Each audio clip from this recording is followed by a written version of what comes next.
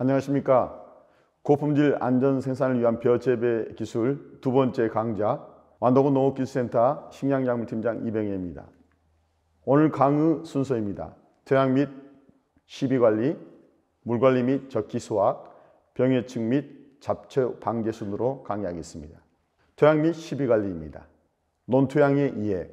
논은 토양의 성질, 관배수 조건, 양분 조건 등에 따라서 보통논, 모래논, 고논, 미숙논, 염해논, 노논 등으로 나누는데 우리나라 논의 3분의 2가량은 지력이 낮은 모래논과 미숙논으로 모래논은 객토를 하고 녹비 작물을 재배하여 지력을 높여야 하며 미숙논은 잘 썩은 퇴비를 충분히 시용하고 깊이 가리를 하여 토양의 물리적 성질을 개선하는 것이 필요합니다. 완도군의 일부 간척지 염해논은 물을 자주 환수하여 염분을 씻어내고 생즙과 석회 등 토양 계량제를 뿌려야 합니다. 우리나라 논 토양의 비옥에 대한 토양 검정 결과입니다. 우리나라는 작토층이 얇고 강유량이 많아 양분의 용탈이 잘 되는 산도가 낮은 산성 토양으로 유기물, 치안성 염기, 규산 함량이 부족하나 유효인산은 높은 편입니다. 농가에서는 농업기술센터의 토양 검정을 의뢰하여서 자기 논의 특성을 잘 파악하고 객토, 유기물 수용, 퇴구비 시용, 녹비 작물 재배 등 논토양 지력을 증진시키도록 해야 합니다. 유기물 시용 실천입니다. 유기물은 토양 산성화를 방지하고 토양의 입당 구조를 향상시키며 토양 미생물의 번식을 촉진, 또 양분 보유력을 높여 벼의 품질과 생산성에 매우 중요한 역할을 합니다. 논토양의 적정 유기물 함량은 3 내지 4%이므로 유기물 함량이 2%, 2.5% 이하인 논은 볏짚, 보리집 및 헤어리비치 등 녹비 작물을 재배해야 합니다.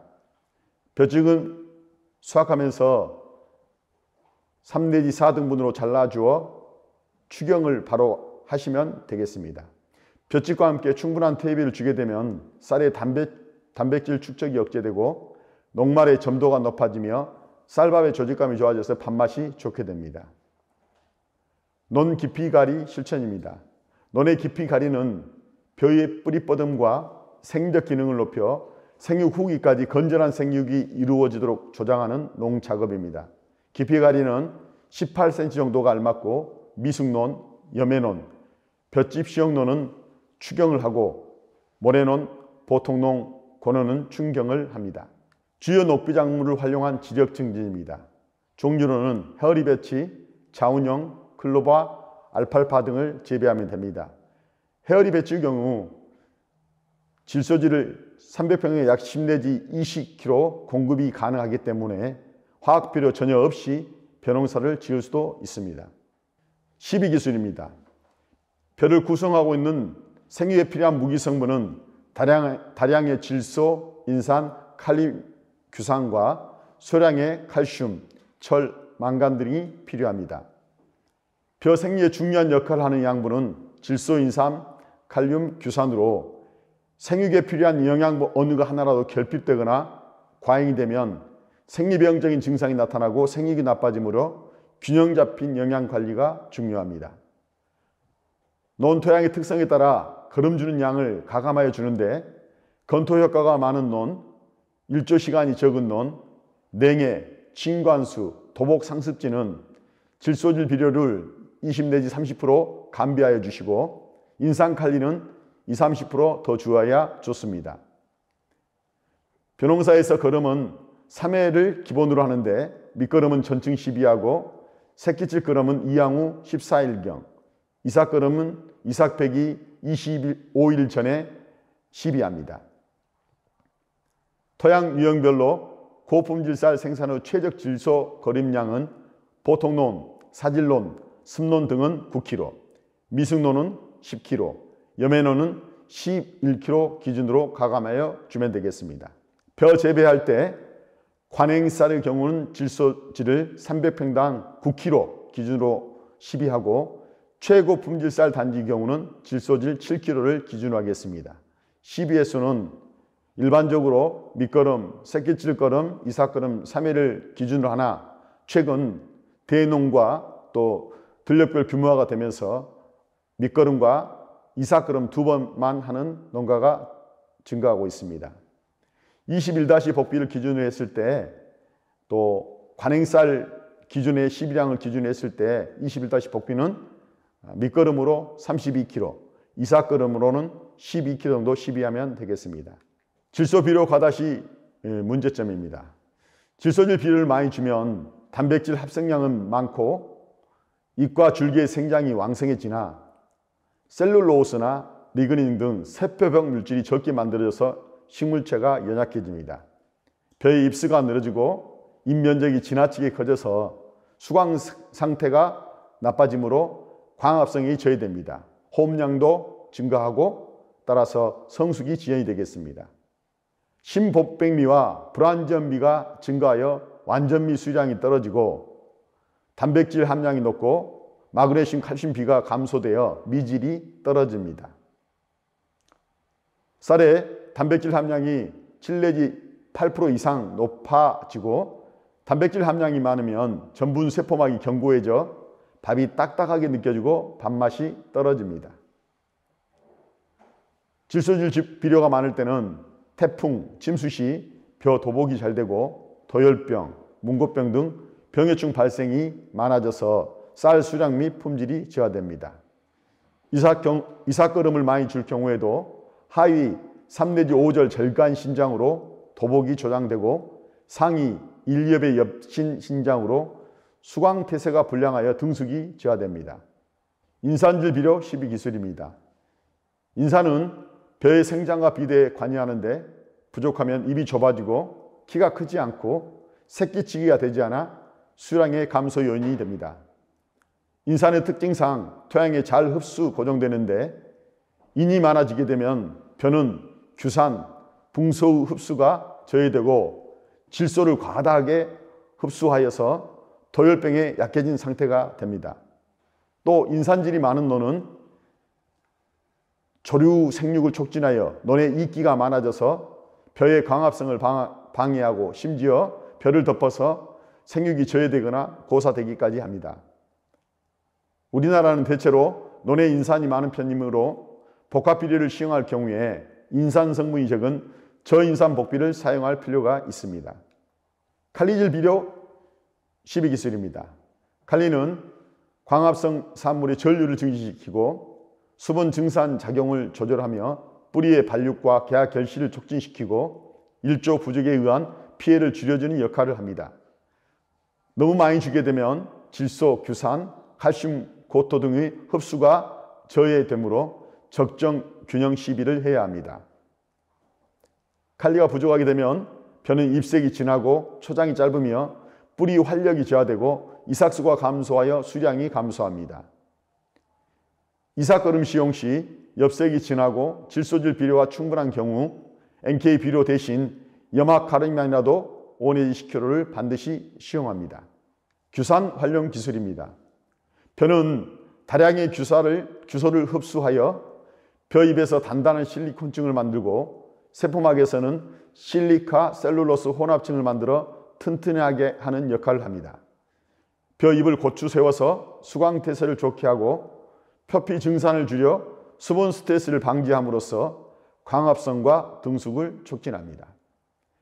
줄기의 통기 조직을 발달시키고 단단해지므로 도복을 예방하고 병해충에 대한 저항성이 강하게 됩니다. 규산 주는 양입니다. 유효 규산 함량이 130mg 미만 논은 가을가리 또는 봄가리 전에 규산질 비료를 매년 200에서 300kg 정도 시용하면 좋습니다. 다음은 물관리 및 적기 수확입니다. 물관리 기술입니다. 벼는 주로 물이 있는 상태의 논에서 재배되나 항상 물속에서 생육하는 수생생물은 아니며 생육 시기에 따라 깊게 또는 얕게 관계하거나 배수를 해줘야 합니다. 벼 생육에 따라 물이 가장 많이 필요한 시기는 수인기, 활착기, 유수형성기, 출수개화기 순이고 유효분열기와 등숙기에는 적은 양의 관계가 필요합니다. 헛새끼 치는 시기에는 오히려 물을 빼고 실금이 가도록 논을 말리는 것이 좋습니다. 벼의 생육 과정에서 적정한 물 관리 기술은 벼 생육에 필요한 물을 공급하는 것뿐 아니라 벼의 생육을 조절하고 벼 뿌리의 활력을 높이고 양분 흡수를 촉진하며 토양의 유해가스를 제거하고 외부 온도에 따른 벼의 생리 온도 조절, 입제 농약의 용해로 약효 증대 효과 등에 크게 영향을 줍니다. 생육 단계별 물관리 기술입니다. 이항기는 얕게 되며 활착기, 분월 생기에는 깊게 되는 것이 좋습니다. 헛새끼 치는 기간엔 중간 물때기를 반드시 실시하여 헛새끼 치기를 방지하고 유해 물질을 제거합니다. 이때 약 7일 내지 10일간 강하게 물때기 하는 것이 좋겠습니다. 수인기 때는 물 걸러대기를 하며 출수기 또 등수기 때는 물을 보통으로 대며 물 걸러대기 하는 것이 좋습니다.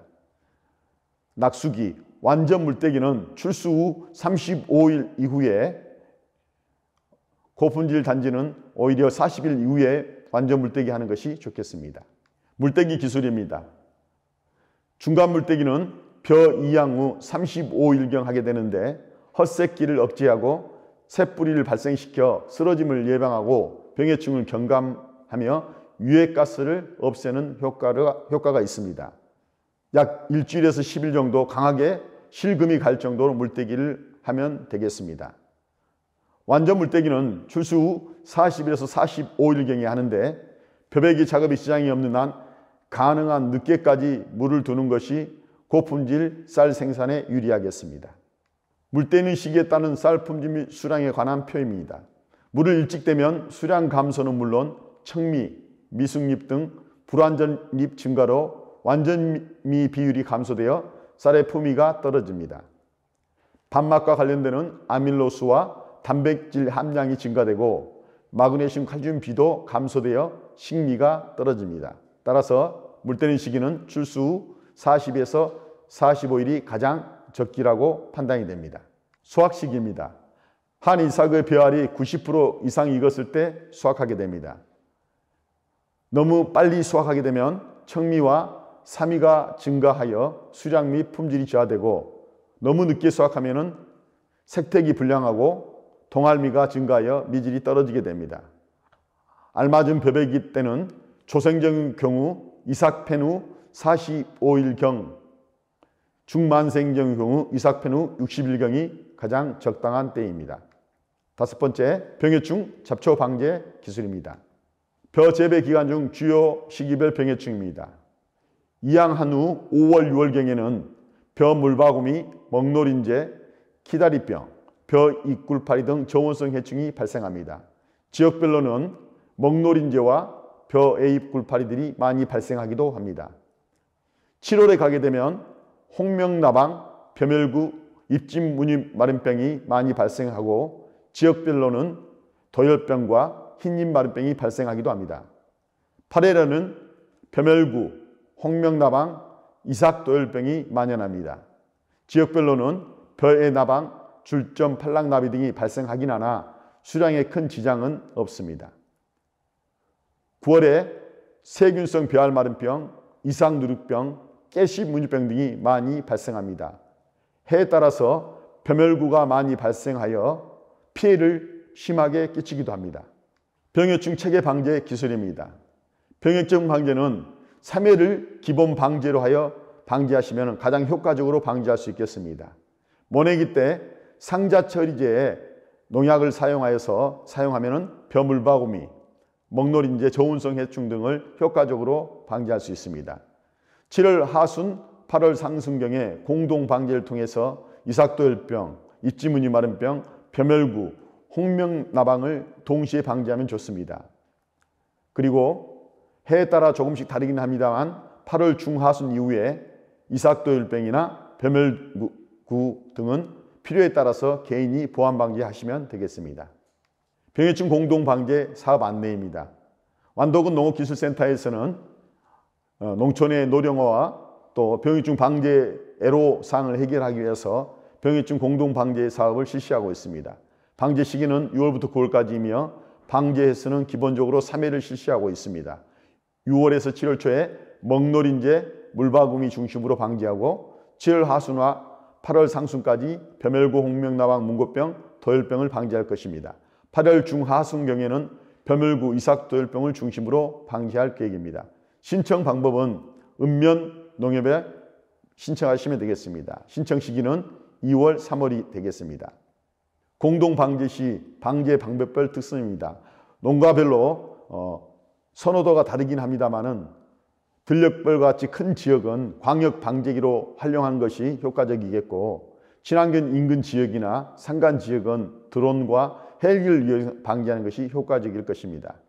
완도 지역에 문제가 되고 있는 먹노린재 방제에 대해서 말씀드리겠습니다.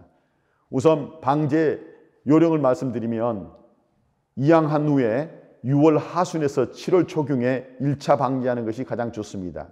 그리고 1차 방제를 놓쳤을 때는 이삭 패기 직전에 2차 방제로 보완 방제하는 것이 효과적으로 방제하겠습니다.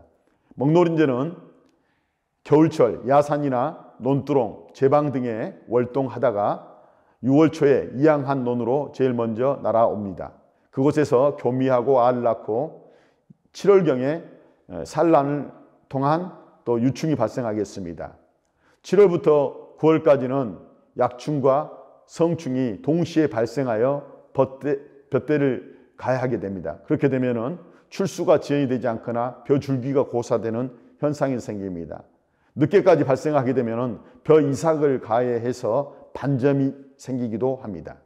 먹노린재를 방지할 때는 가장 주의할 점이, 먹노린재가 작은 소리나 충격에 줄기나 물속에 숨는 습성이 있습니다. 그래서 효과적으로 방지하기 위해서는 반드시 논물을 빼고 약재를 살포해야 되겠습니다.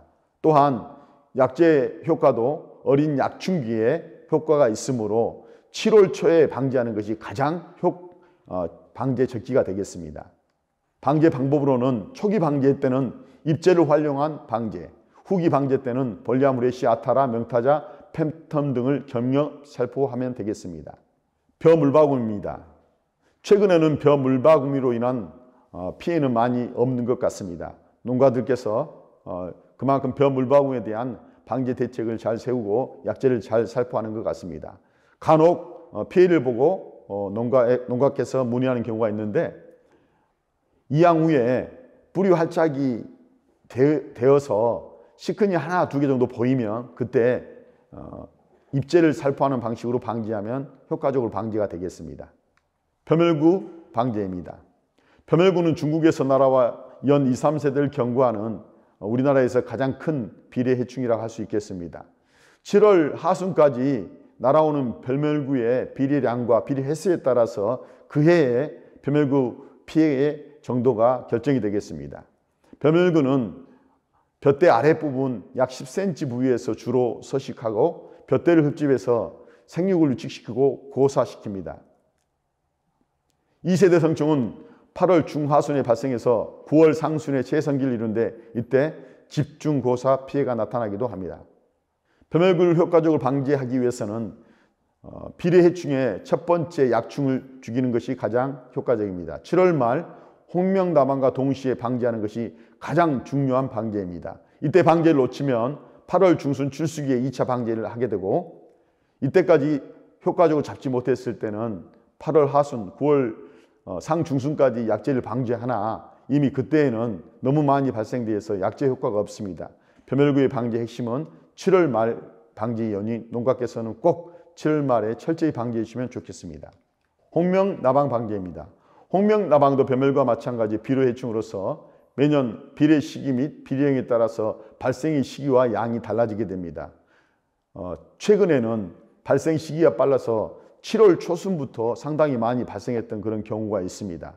농가께서는 자기 논을 잘 살펴서 벼잎 1개, 2개 말기 시작할 그 유충기 때 방지해야 가장 효과적으로 방지할 수 있습니다.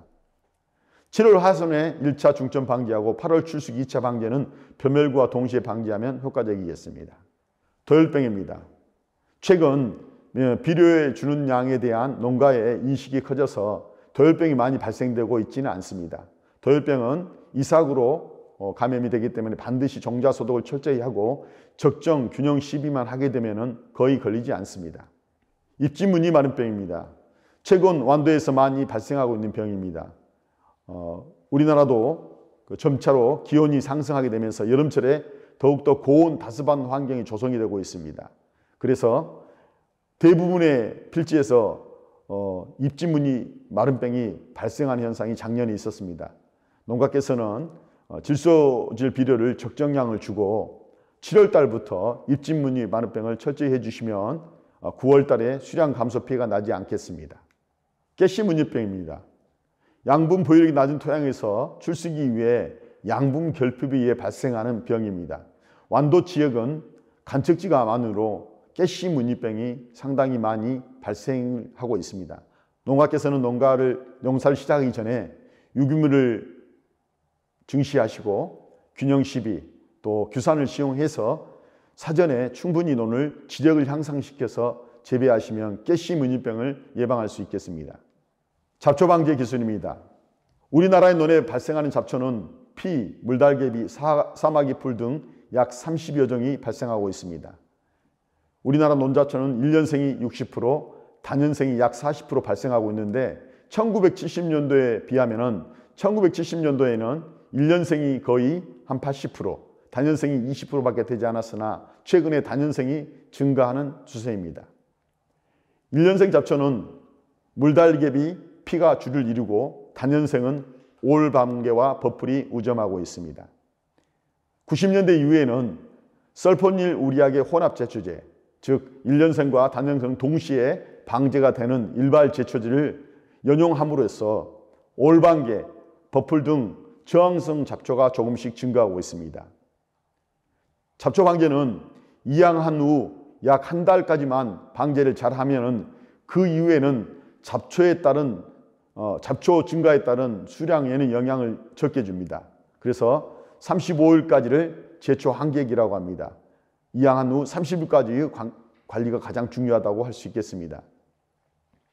대부분의 잡초 정자는 광발화성과 호기성이므로 발생 초기에 심수 관리만 잘해도 잡초의 발생이 크게 억제됩니다.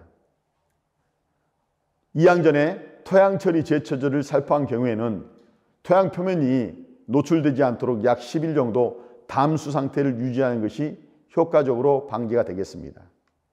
자기 논에 많이 나는 잡초의 종류를 파악하고 적합한 제초제를 선택하면 효과적으로 잡초를 방제할 수 있습니다.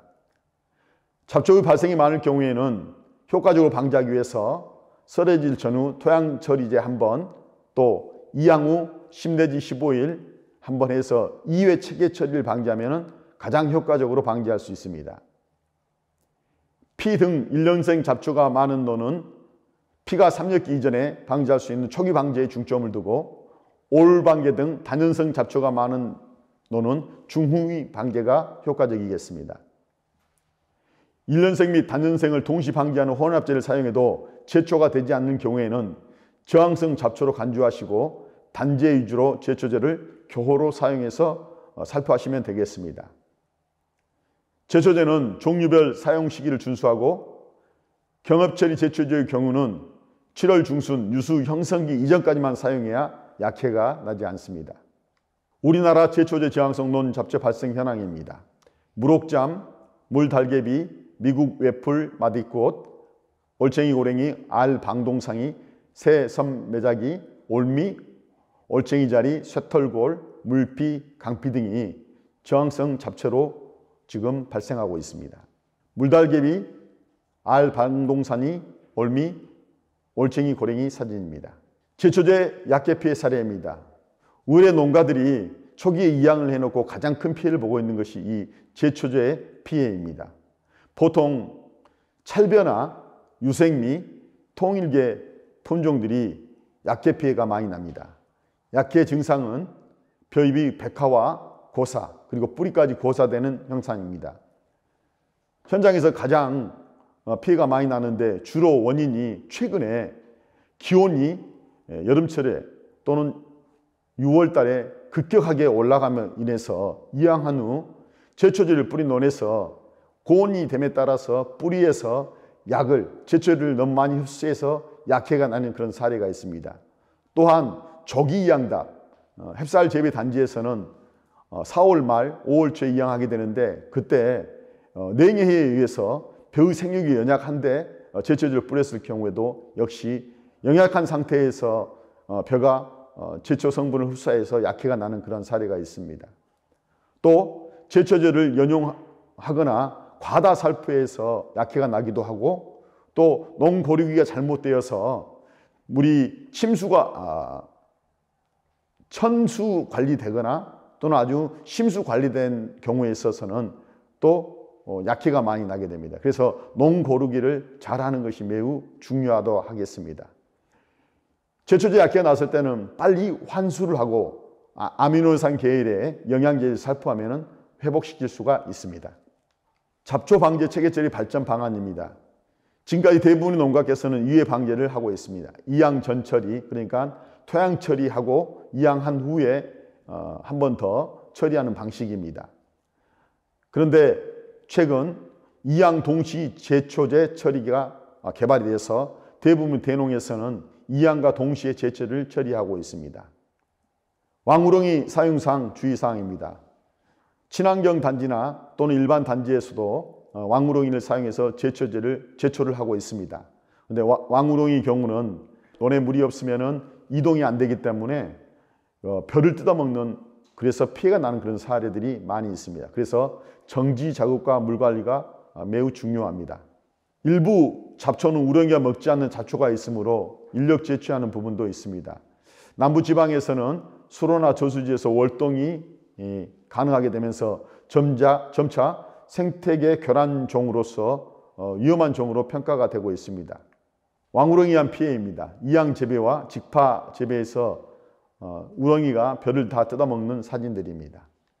새끼 우렁이 활용 제초입니다. 투입 시기는 정지 작업 직후에 하고 적기 사용은 5월 하순 6월 상순이 적절하겠습니다. 살포량은 300평에 1 내지 1.2kg 살포하겠습니다. 사용 방법은 껍질이 약하기 때문에 논둑을 돌면서 조심스럽게 넣어줍니다. 맹류 이모작에서는 사용을 주의해야 되는데 부숙 시 가스 피해로 인해서 우렁이 폐사 현상이 나타나기 때문입니다. 방제가 불가능한 이러한 잡초들도 있습니다. 이런 경우는 심수 관리를 하거나 기계를 활용한 물리적 제초 방법 등을 추가로 해야 되겠습니다. 이상으로 두 번째 강좌를 마치겠습니다. 감사합니다.